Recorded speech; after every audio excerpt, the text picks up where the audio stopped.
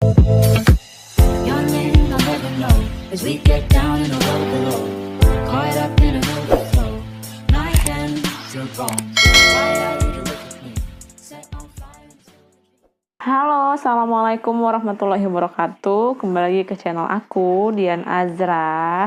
Nah, di video kali ini kita akan bahas lagi dan lagi tentang seleksi kompetensi bidang, khususnya formasi bidan. Tapi sebelum kita ke videonya, lebih baik kamu tekan dulu tombol subscribe di bawah dan bunyikan notif loncengnya supaya kamu tidak ketinggalan video-video terbaru dari aku. Ditunggu ya. Oke, terima kasih bagi kamu yang sudah tekan tombol subscribe di bawah. Langsung saja kita ke soal yang pertama. Seorang remaja perempuan umur 19 tahun datang ke BPM dengan keluhan haid dalam sebulan ini sudah berlangsung 2 kali. Hasil anamnesa ganti pembalut 3 kali per hari. Hasil pemeriksaan tinggi badan 150 cm, berat badan 55 kg, tekanan darah 110 per 70, nadi 86 kali per menit, pernapasan 20 kali per menit, suhu 36,5, pembesaran payudara normal, benjolan payudara tidak ada, abdomen tidak teraba massa. Diagnosis apakah yang paling mungkin pada kasus tersebut? A. Amenore, B. Hipermenore, C. Hipomenore, D. Oligomenore, E. Polymenore. Oke, jadi di soal mengatakan bahwa seorang remaja tersebut mengeluh dalam sebulan ini sudah berlangsung 2 kali haid. Ganti pembalut 3 kali per hari, normal ya. TTV juga bagus, pembesaran payudara juga normal, benjolan tidak ada, abdomen tidak teraba massa. Jadi kalau dalam sebulan 2 kali, berarti siklus haidnya itu pendek. Nah, siklus haid yang normal itu 21 hari sampai dengan 35 hari. Kalau siklus haid di bawah 21 hari itu disebut juga diagnosa dengan gangguan siklus menstruasi dengan diagnosa polymenore. Jadi polymenore itu ada di option E, berarti jawabannya E. Nah, kalau oligomenore itu kebalikan dari polymenore. Kalau polymenore kan siklus haid kurang dari 21 hari. Jadi kalau oligomenore itu siklus haid lebih dari 35 hari. Jadi dia bisa aja dalam 2 bulan baru 1 kali menstruasi gitu. Kalau hipomenore itu jumlah darahnya itu sedikit. Jadi kalau misalnya cuma sampai 2 hari atau sampai 3 hari sudah bersih gitu. Tetapi siklus haidnya normal. Nah, sedangkan hipermenore itu kebalikan dari hipomenore. Kalau hipo tadi kan sedikit. Kalau hipermenore itu lama haidnya itu sangat lama. Lebih dari 5 hari. Bisa aja sampai 10 hari, sampai 12 hari, kayak gitu. Jadi kebalikan antara hiper dan hipo. Kalau amenore itu tidak dapat haid. Oke, langsung saja kita ke soal nomor 2. Seorang perempuan umur 25 tahun, G1P0A0, ATRM kala 1 di puskesmas.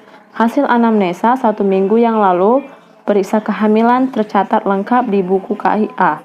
Hasil pemeriksaan tekanan darah 120 per 80, nadi 90 kali per menit, pernapasan 20 kali per menit, suhu 36,7, TFU 34 cm, DJJ 128 kali per menit, penurunan kepala 3/5, kontraksi 3 kali dalam 10 menit lamanya 40 detik, pembukaan 5 cm, ketuban masih ada. Dokumen catatan apakah yang harus dilengkapi pada kasus tersebut? A. Patograf, B. Biodata pasien, C. Surat rujukan, D. Pilihan tindakan persalinan, E. Persetujuan tindakan atau informed consent. Nah, di sini bahwasannya ibu hamil yang ATRM cukup bulan sedang kala 1. Kala 1 itu kala pembukaan. Ketika dicek pembukaan itu 5 cm. Semua ibunya bagus ya, kontraksinya 3 kali dalam 10 menit, TTV juga bagus. Dokumen catatan apakah yang harus dilengkapi pada kasus tersebut? Ini jawabannya pasti kamu sudah tahu, patograf.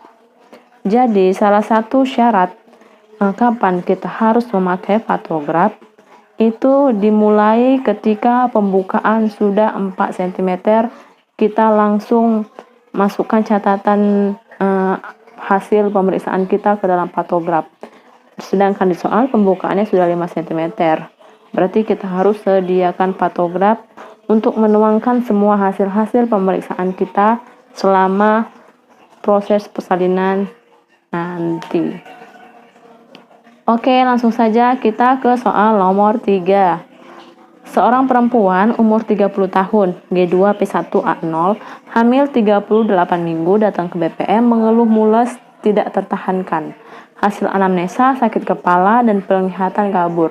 Riwayat persalinan sebelumnya operasi atas indikasi preeklamsia.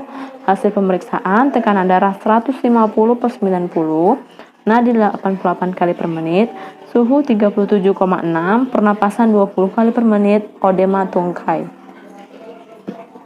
TFU 34 cm, DJJ 144 kali per menit, penurunan kepala 4/5, kontraksi 3 kali dalam 10 menit, lamanya 40 detik. Porsio kaku, pembukaan 1 cm, ketuban masih ada. Pemeriksaan penunjang apakah yang paling tepat pada khusus kasus tersebut? A. Leukosit, B. Hemoglobin, C. Protein urin, D. Reduksi urin, dan E. Golongan darah. Di sini di soal mengatakan bahwa ibunya sedang mules-mules tak tertahankan karena kontraksinya itu 3 kali dalam 10 menit, lamanya 40 detik. Lalu persalinan sebelumnya itu operasi atas indikasi preeklamsi. Jadi ibunya punya riwayat preeklamsi. Sedangkan di kehamilan ini tensi ibunya 150/cm, penglihatan kabur. Lalu odem tungkai.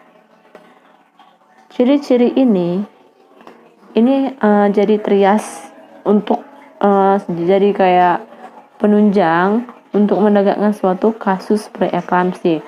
Tetapi ada yang lebih jadi seperti data fokus untuk menunjang suatu diagnosa preeklamsi itu, yaitu dengan cek protein urin. Apabila nanti setelah kita cek protein urin dan hasilnya itu positif 1, 2, atau 3, berarti ibunya itu preeklamsi. Jadi jawabannya ialah C, protein urin. Oke, kita langsung saja ke soal nomor 4. Seorang perempuan umur 30 tahun datang ke BPM mengatakan ingin memakai kontrasepsi untuk mengatur jarak kehamilan yang tidak mengganggu ASI. Hasil anamnesa melahirkan anak pertama 6 bulan yang lalu. Selama ini memberikan ASI eksklusif dan belum pernah haid. Hasil pemeriksaan KU baik, tekanan darah 120/80, nadi 90 kali per menit, pernapasan 24 kali per menit, suhu 36,7 derajat. Alat kontrasepsi apakah yang paling tepat untuk kasus di atas? A. Suntik 1 bulan, B. Suntik 3 bulan, C. Pil kombinasi, D. Pil kombinasi, E. Pil kombinasi minifasik. Jadi, sesuai persyaratan medis, penggunaan kontrasepsi yang tidak mengganggu ASI itu, yang cocok itu ialah suntik 3 bulan. Kenapa tidak pil kombinasi dan suntik 1 bulan? Kalau suntik 1 bulan itu kan mengandung 2 hormon ya, kombinasi juga. Lalu ke pil kombinasi juga ada hormon 2 hormon semua. Jadi A, C, D, E. Ketika kita memakai itu, maka produksi ASI akan berkurang. Sedangkan kalau suntik 3 bulan dia hanya mengandung hormon progesteron saja. Jadi itu tidak mengganggu produksi ASI. Sedangkan ibunya bilang kalau dia ingin ber-KB yang tidak mengganggu ASI. Jadi jawabannya itu B, suntik 3 bulan. Oke, kita langsung saja ke soal nomor 5. Seorang perempuan 35 tahun, G4P3A0, hamil 36 minggu, datang ke puskesmas dengan keluhan keluar bercak darah dari kemaluan. Hasil anamnesa tidak mules dan nyeri. Gerakan janin masih dirasakan. Hasil pemeriksaan tekanan darah 110/70, nadi 84 kali per menit, TFU 30 cm, PUKI, presentasi kepala. Belum masuk pintu atas panggul, DJJ 142 kali per menit, kontraksi tidak ada, ekstremitas bawah odem. Hasil inspekulo tampak sisa darah berwarna merah segar di dinding vagina. Porsio masih menutup. Diagnosis apakah yang paling mungkin pada kasus tersebut? Di sini usia kehamilan ibunya 36 minggu. Lalu keluhannya itu keluar darah dari kemaluan. Tidak ada nyeri. Ingat, tidak ada nyeri. Gerakan janin masih ada, presentasi kepala bagus semua, TTV juga bagus, DTJ bagus. Kontraksi tidak ada. Ekstremitas bawah odem, hasil inspekulo tampak sisa darah berwarna merah segar di dinding vagina. Porsio masih menutup. Jadi, ini jawabannya itu ialah C. Tanda dan gejala seperti keluar darah segar dari kemaluan dengan tidak adanya kontraksi itu disebut dengan diagnosa placenta previa. Placenta previa itu biasanya terjadi di usia kehamilan lebih dari 22 minggu. Di sini ibunya usia kehamilan 36 minggu. Lalu ditandai juga dengan implantasi dekat ostium cervix interna. Dan banyak sih faktor predisposisi untuk terjadinya placenta previa. Bisa aja karena usia ibu atau multivaritas atau bisa jadi riwayat SC. Tetapi untuk menunjang diagnosa placenta previa kita juga harus perlukan dengan pemeriksaan USG. Jadi kalau kita ketemu soal yang mengatakan keluar darah segar dari kemaluan, tidak ada kontraksi dan usia kehamilannya lebih dari 22 minggu, kita curigai itu placenta previa. Oke, langsung saja kita ke soal nomor 6.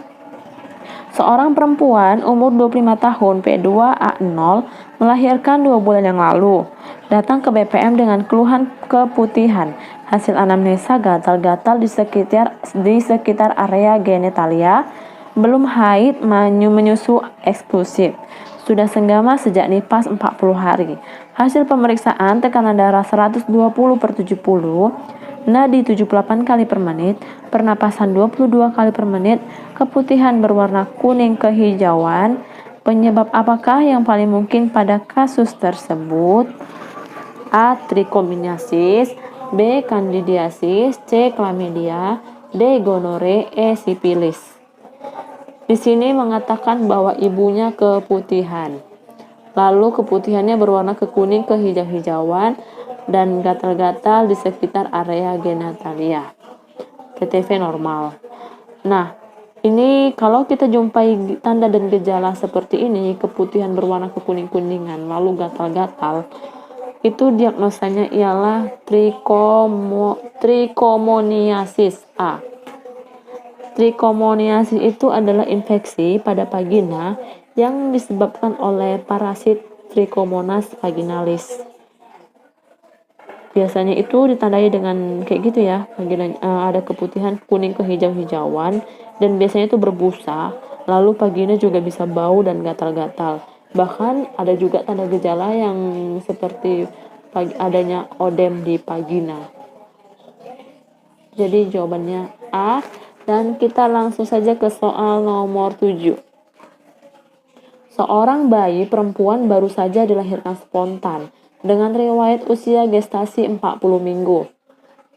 Di ruang bersalin, hasil pemeriksaan KU baik, berat badan lahir 3000 gram, panjang badan 50 cm, suhu 36, derajat Celcius, nadi 125 kali per menit, badan dan ekstremitas berwarna merah, menangis kuat, gerakan sedikit, bersin saat dilakukan rangsangan taktil. Berapakah nilai Apgar skor bayi sesuai kasus? A6, B7, C8, D9, E10. Jadi seperti kita ketahui Apgar skor itu ada 5 poin penilaian.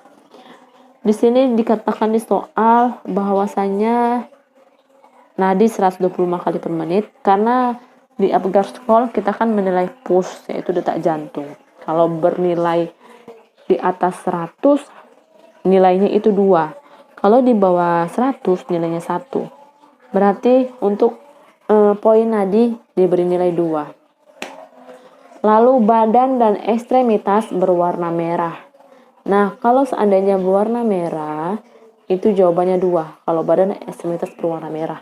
Kalau misalnya ekstremitas berwarna biru-biruan, itu nilai 1. Karena di soal badan dan ekstremitas berwarna merah, kita tambah 2. Menangis kuat. Menangis kuat juga nilainya 2 ya. Lalu gerakan sedikit. Nah, karena gerakannya kurang aktif, berarti kita kasih nilai 1. Lalu bersin saat dilakukan rasangan taktil. Berarti di sini juga kita kasih nilai 2 karena adiknya langsung bersin ketika kita beri rangsangan. Jadi kita totalkan 2 tambah 2 4, 4 tambah 2 6, 6 tambah 1 7, 7 tambah 2 9. Berarti jawabannya D, 9. Oke, kita ke soal yang terakhir. Tapi sebelum kita ke soal yang terakhir, aku mau bilang ke kalian, kalau seandainya ada penyampaian atau penjelasan aku yang belum jelas, atau penjelasan aku mungkin terbalik atau ada yang salah, boleh komentar di kolom komentar, supaya kita saling berbagi atas ilmu yang kita ketahui, dan kita juga bebas untuk berpendapat di kolom komentar. Langsung saja kita ke soal selanjutnya. Kebetulan juga soal yang terakhir. Seorang bayi laki-laki lahir spontan, ATRM 4 jam yang lalu di puskesmas. Berat lahir 2550 gram, panjang badan 50 cm, ASI keluar lancar, hisapan bayi kuat. Hasil pemeriksaan menangis kuat. Warna kemerahan, gerakan aktif, frekuensi jantung 120 kali per menit, suhu 37. Asuhan apakah yang diberikan sesuai kasus tersebut? A. Memandikan bayi. B. Memberikan Pitka 1 mg. C. Memberikan imunisasi HB0. D. Memberikan eritromisin 1%. Dan E. Memberikan ASI on demand. Di sini mengatakan seorang bayi ATRM lahir 4 jam yang lalu. 4 jam yang lalu ya. Lalu berat lahir tidak BBLR, panjang badan normal, ASI keluar lancar, dan hisapan bayi kuat. Nangis kuat, warna kemerahan, gerakan aktif, frekuensi jantung 120 kali per menit. Kalau kita pilih jawaban memandikan bayi, itu tidak cocok karena bayinya itu baru 4 jam. Sekarang kan penelitian terbaru, paling tidak bayi mandi itu di atas 6 jam setelah kelahirannya. Jadi karena mengingat di sini ASI-nya sudah keluar lancar dan hisapan bayi kuat, maka kita berikan memberikan ASI on demand. Kenapa kita tidak menjawab B, C, dan D? Karena bayinya sudah 4 jam yang lalu, pasti sudah diberikan sebelumnya. Jadi saya menjawab memberikan ASI on demand. Oke, cukup sekian video kali ini dan soal-soal kali ini. Kalau kamu ingin ada soal-soal terbaru tentang apa atau soal apa yang mau dibahas, jawab di kolom komentar dan share video ini ke seluruh teman-teman kamu supaya kita sama-sama berbagi pengetahuan. Jangan lupa klik subscribe dan tekan tombol like di bawah. Terima kasih sudah menonton. Bye-bye.